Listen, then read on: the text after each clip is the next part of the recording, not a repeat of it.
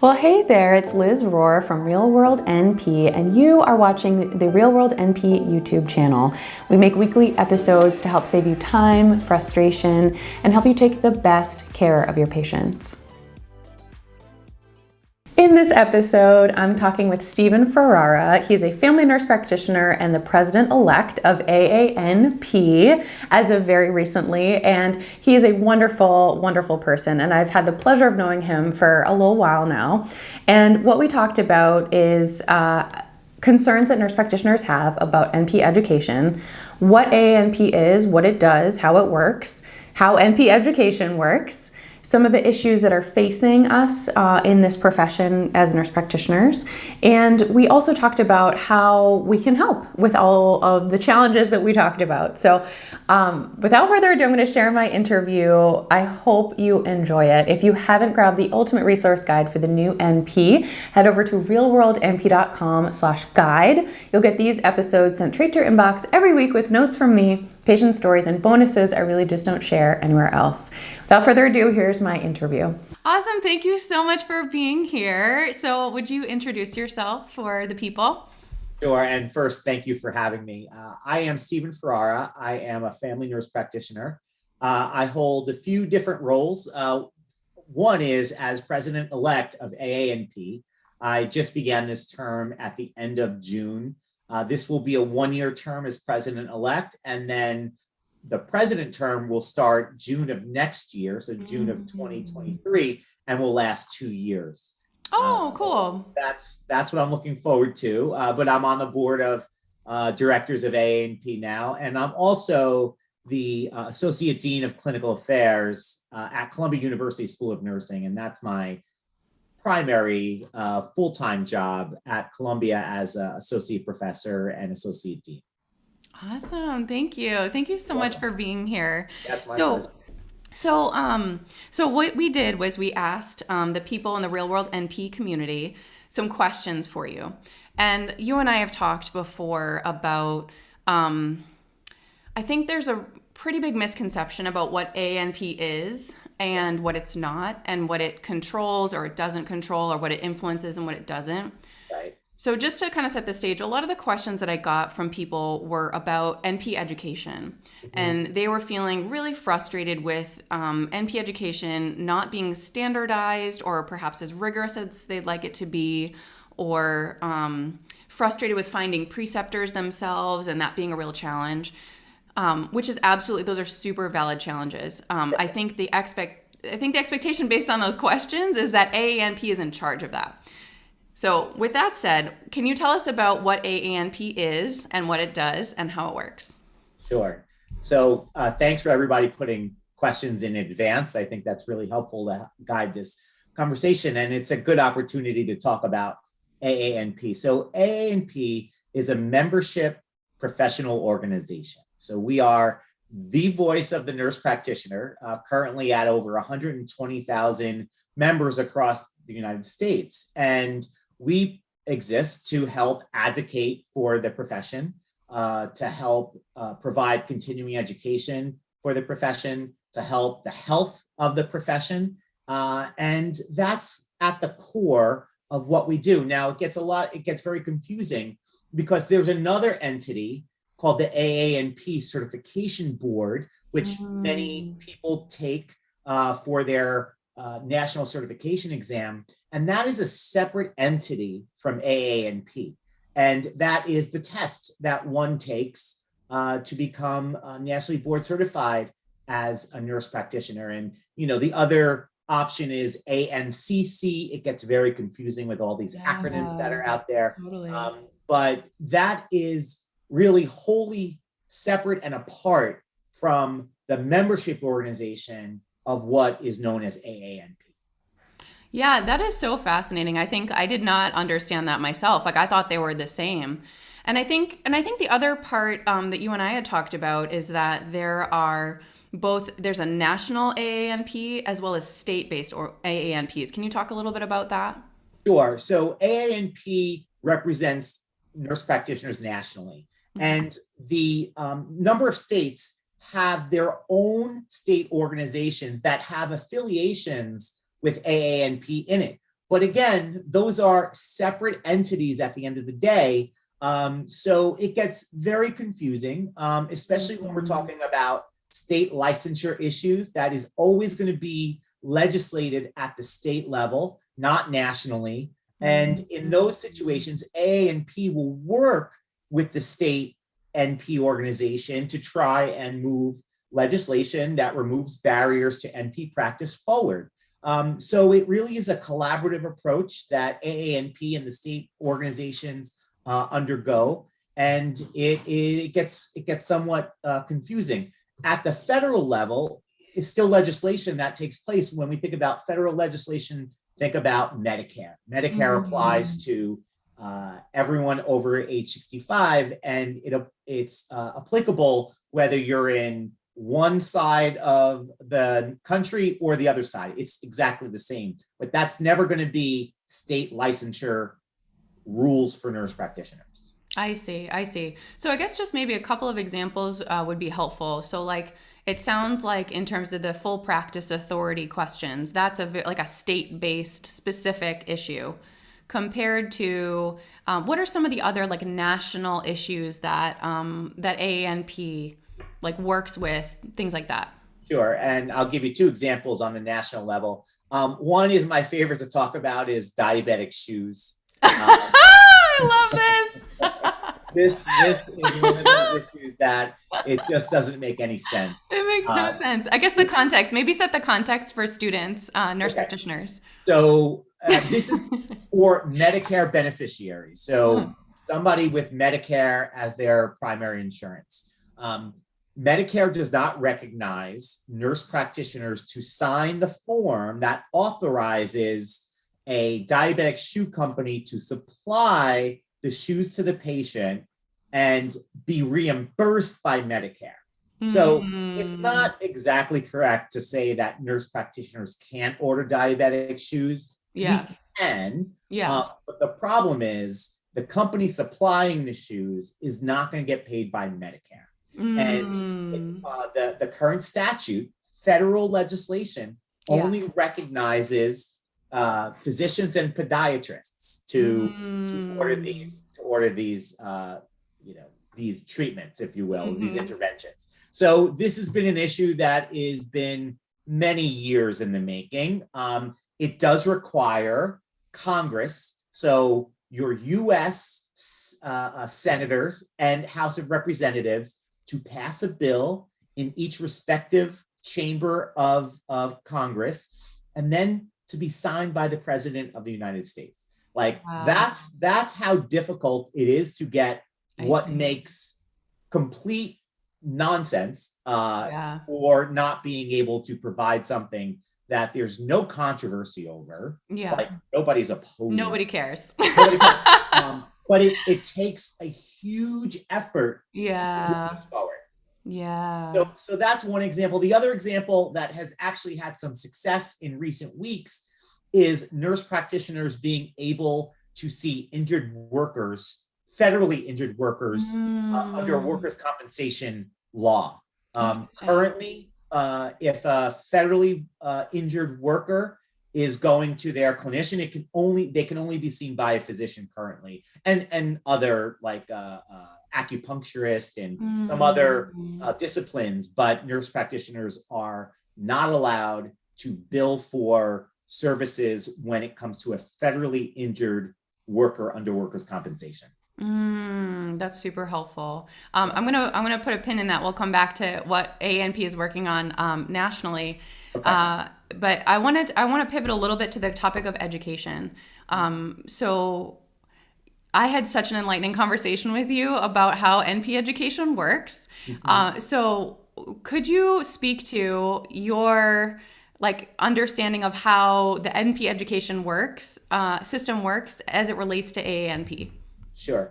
So it's a good question. Or it doesn't, actually. Sorry, go ahead.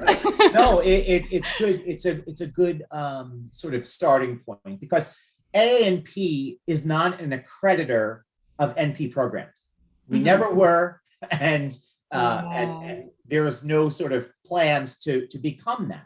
So basically AANP is not in charge of NP education. We'll No. start with that point, but continue. No, How does it work? it's Yeah. not in charge of NP education Yeah. at the schooling level. To Yeah. become a nurse practitioner, Yeah. that's a space that there are nationally accredited bodies Yeah. that, accredit programs nationally to be able to provide these programs to the public, right? Mhm. And it's linked to federal money, right? Mhm. When a program's accredited by one of the nationally recognized accreditors, then you can apply for federal financial aid. But AANP is not in that space. But we get targeted oftentimes and say, well, why isn't AANP doing anything about this? Well, that's not the composition or, mission, if you will, of this organization. That's not to say we don't have discussions and conversations with stakeholders across different areas within nursing. Of course we do. And we're trying and making sure that we're having the conversation with these stakeholders and making sure that we bring to light some of the issues that students are having, especially when it comes to finding clinical placements and preceptors and all the struggles that exist these days for NP students. Yeah. Can you speak a little bit to what the NP organization, what the accrediting organizations are? Yeah. So the two recognized ones are AACN, the American Association of Colleges of Nursing, AACN, and through that organization, their accreditor is CCNE. CCNE. And I'm not going to attempt to figure out what CCNE stands for. And the other side is NLN, the National League of Nursing. So they have their own accrediting standards. But these are essentially the two organizations that are recognized by the federal government to be able to certify NP programs. Cool. And then they also set the educational standards as well?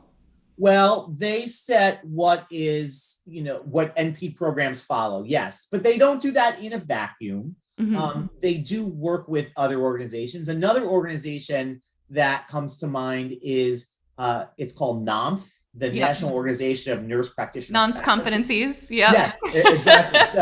So they are an organization of NP faculty. They're also not an accreditor or a regulator in the space, but AANP is working with them to make sure that when we're talking about NP programs, that it's evidence-based, it's with the current literature, and that we're keeping up with what the demands of the healthcare system and our patients require of us to do to be safe and licensed and high quality nurse practitioners. So, there's a lot of crossover, but again, if you're looking for pointing fingers, it has to be, yes, we are a conduit. AANP can be a conduit and should be a conduit, but your one's, frustrations really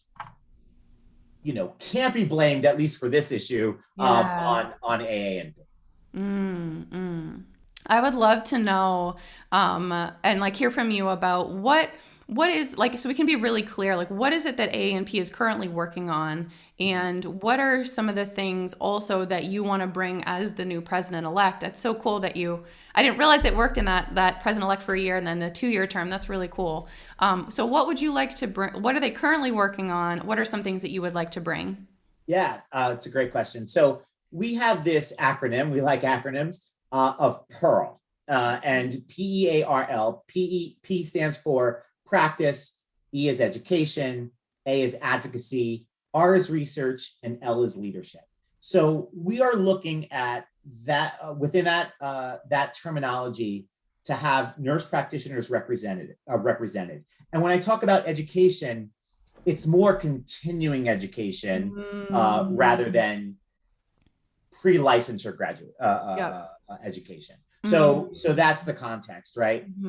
So there are programs for leadership to develop leaders and give additional skills for nurse practitioners. we have 2 conferences a year that are contact hour focused. One is in the summer, the other is in the fall. And there are tremendous efforts to make sure that there are nurse practitioner presenters presenting the latest evidence-based practice and to provide opportunities to acquire those required continuing education credits. When it comes to practice, well, then that's everything having to do with NP practice. So whether it be at the federal level, whether it be at the state level, we're trying to influence and eliminate those barriers to practice. It shouldn't be harder for patients to seek care from a nurse practitioner. And how can we eliminate some of those things? And with that comes the advocacy and research, not just necessarily research about nurse practitioners, but it's research led by nurse practitioners and what types of evidence-based treatments are out there these days, what are quality improvement projects that NPs are leading to ultimately, hopefully, better patient outcomes. So all of that happens within AANP. What I'd like to do is, address some of the issues that are out there. One is preceptors, right? How can we increase the preceptor pool for NP students out there? And the model that I believe, this is my opinion, is that the one-to-one precepting, it's not sustainable anymore. We need one preceptor to multiple NP students, right? How do we do that? That's the hard part. But I think conceptually, the idea of one-to-one with 355,000 nurse practitioners today in the United States and thousands of students in school right now, it's just not a model that we can continue relying on. So we need to seek new ways to be able to precept the future NP workforce. So that's one of those top priorities that I'm committed to. Others will continue to be full practice authority for nurse practitioners, eliminating these arbitrary barriers, and what can we do to work with those state NP organizations. We're at a point now where we have 26 states are considered full practice authority. So we tipped over the halfway mark, but we still have 24 states that still need full practice authority. And again, it's not just full practice authority for full practice authority's sake. It's being able to practice and provide your patients with the care that you were educated and prepared to provide without getting an unnecessary signature because the form that you're trying to fill out requires a physician signature, which is so frustrating, right? Yeah. Well, the diabetic shoes is a great example. Visiting nurses, very frustrating. Exactly. So those are 2 of my top priorities as I am trying to figure out, where the needs are, where I could help with my experience. My prior experience is I was the executive director of the State Nurse Practitioner Association in New York when we passed full practice authority in New York State. And I'm hoping I could share some of those successes, avoid some of those pitfalls that we encountered, and set reasonable expectations, all while being responsive to the needs of what the members of this association want from their professional membership organization. And it's hard because 120,000 people are a lot of people, are a lot of nurse practitioners and nurse practitioner students. So, how do you keep the balance? How do you, how can you be responsive to voices who are on polar opposite ends of the spectrum? It's not easy to do, but the way I will approach it and how I try to approach it is what does this mean in the context of our patients, right? Yeah. Yeah. Are we doing everything we can to advocate for our patient and have them ideally have ideal outcomes? And if we're not doing that, well, then we need to re-examine our positions and perhaps realign with something that is more patient-centric. Yeah, exactly. And I guess I just wanted to add in about the whole education conversation. Like, I don't have the answers, right? But like, I guess just for context, for someone listening, is that like, and you can please chime in. This is just what I understand of how I think it's not just a nurse practitioner education. I feel like it is like the healthcare system in general, because I think I don't know. I wonder if there's misunderstandings as well. Like, I don't know what the solutions are to improve the preceptor shortage or that challenge of finding preceptors. But just to also like give some context, physician associates, I know my colleagues that I've had have traveled like several hours to different states. Yeah. They may have had assigned preceptors, but that's part of their kind of like set expectation. Mm-hmm. And then when it comes to physician education, in their residency, like as medical students and then as residents until they become attendings, they have government funded programs, right? So that's their training, is they have funding.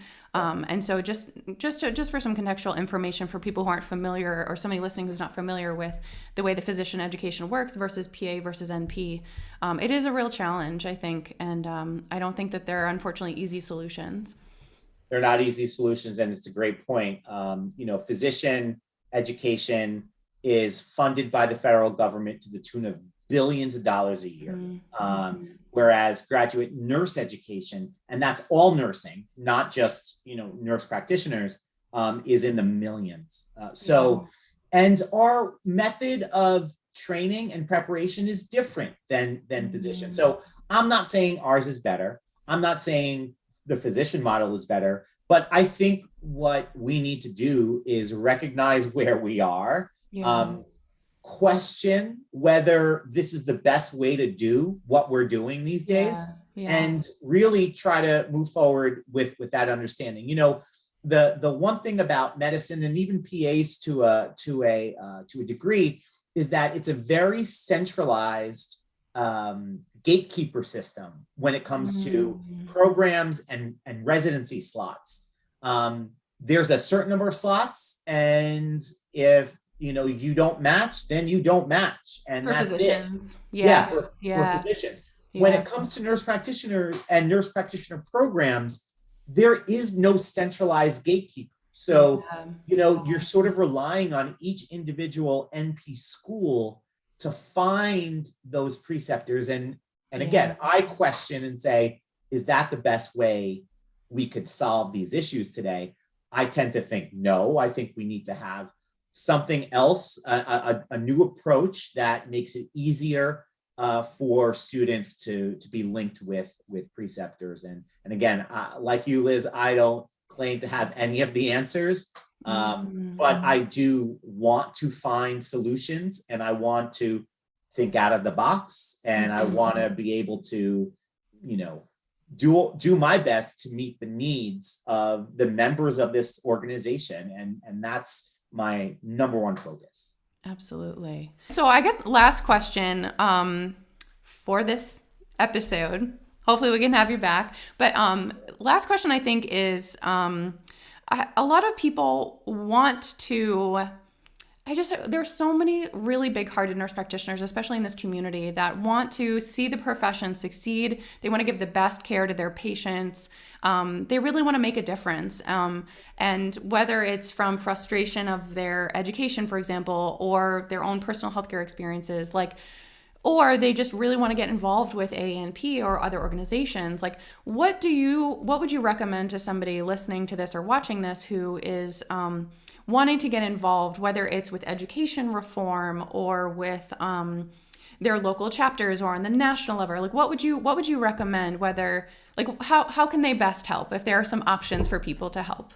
Yeah, and I think it's a great way to sort of talk about how one can get the most out of their professional organization. And I will use myself as the example, and I am on the opposite side of that, I was actually brought into my state association because I happened to go to a local event and thought it was interesting. But I mean, ultimately, I think I would have gotten involved at some point, but it was really someone who became a mentor of mine said, you're coming with me. No option. Right. Pretty much no option. Now, not everybody's going to have, that setting. So I think first you have to be present, right? And I do think you'll get what out of your association, what you put into it, right? And, merely paying the membership fees, you may take advantage of a member benefit every now and then, but you're not going to necessarily feel connected to a community of nurse practitioners. So I think that the way to get involved is every state has a state liaison and a region director. And when you log into your AANP portal, their photos and contact information show up in your on your dashboard. So reach out to them. That would be the best way to say, hey, I want to be involved in, insurance issues that, we have in our state, that insurance companies are not reimbursing nurse practitioners at all, right? Like they won't credential me as a nurse practitioner. So like, that's one example, right? Of a way to get involved. Their contact information is there. And here's the other thing, right? That we have to be mindful of. I would love that there's an opportunity for everybody who wants to volunteer when they want to volunteer on the time period that they want to volunteer. But that's hard with 120,000 people, right? So what I would ask is, don't get discouraged if you do reach out to someone and don't get an immediate response back. If that's the case, I would say get in touch with me. Get in touch with the current AANP president, April Capu. We're ever present on social media. We are really to serve the members of this organization. And we want an organization that is representative of the profession, representative of the patients that we serve, and that is a welcome place for all. I mean, I'm thinking of a utopia organization, but it's the truth. And I know that when it comes to, when we think about the composition of members of this organization, I mean, we have members who were the first nurse practitioners ever in their state, right? So It's like, they're the first nurse practitioner ever. Like their license number is 1, right? And amazing. And we also have nurse practitioners who graduated yesterday, right? And we need to be mindful of how do we appeal to the seasoned nurse practitioner versus the very unseasoned nurse practitioner. So, and that's the other piece, is that, don't keep your ideas to yourself. If you want to see something in this organization, I encourage you to share that and help us make this association as best as it can be. And, at the end of the day, an association are people. And if we're not mindful of the constituency, of the membership, well, then we wouldn't be doing our job as an association. Absolutely. So you feel like the best way to kind of communicate the desires, because I just thinking of the context of a lot of the newer grads are kind of swimming, drowning a little bit. So they might not have the time to be volunteering, but if they're interested in sharing their views, is the best place to kind of share with the AANP national website or their state websites. Cool. Yeah, I would say for AANP in particular, go to the AANP website. There's, contact me forms. And I know that's very antiquated, and you want to be able to text somebody and send a direct message. But there are, there are social media accounts, Facebook and Instagram and Twitter and LinkedIn. You can definitely send messages to those accounts, and they will go to the AANP staff that will then disseminate it to leadership.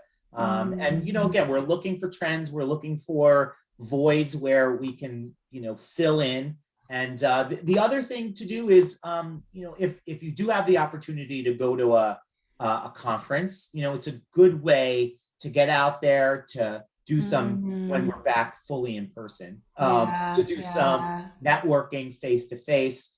Those are great opportunities. And then the other conference that I really like is usually it's in the spring, in February, March, is the Health Policy Conference. And this is the opportunity. It's a very policy focused agenda. And then it usually concludes with having lobby days on the Hill. So you'll go in groups based on your address, and you could actually get to meet with your legislator, cool. or their staff. And it really is. And this is where I've spoken with my legislators years ago about diabetic shoes, right? And I'll never forget. I tell this story a lot, but it is where, I was pouring my heart out, right? Like diabetic shoes. And the legislator looked at me and said, "You're talking about shoes, right?" Yeah. And they said to me, "This is a no-brainer." Well, right. It is a no-brainer. Right. But again, it's not like snapping your fingers and having it happen. The process. So, yeah. And you feel, empowered to be part of the process of shaping the identity of this profession. And that's why I got into this. I want to lead this profession in some way, shape, or form a little bit better than when I found it. Totally. And if I have anything to do with that, I consider it sort of a win. So that's what I'm looking to do. Awesome. Well, I guess one other thing I wanted to add is just a little bit more context is that everyone is a volunteer, right? With AANP? Right. Okay. So this is not your full-time job.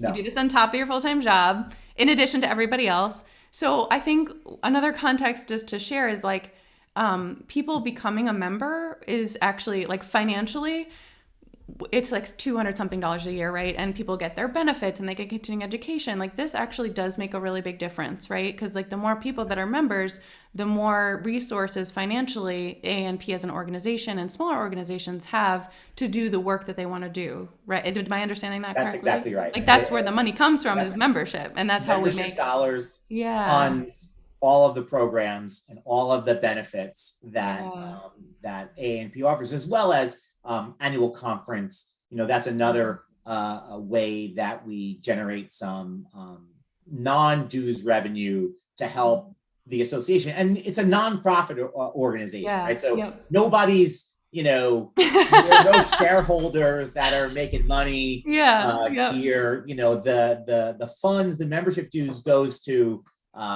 staff time and any resources that we put out, paying rent, all these things that organizations need to do because they're physical entities at the end of the day.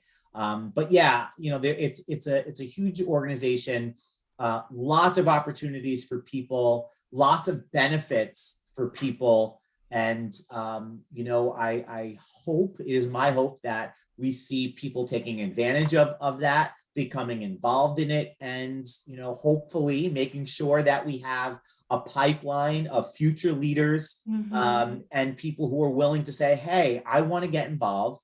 I want to volunteer my time, my talent, and be able to impact the profession in a way that, you feel you need to impact it.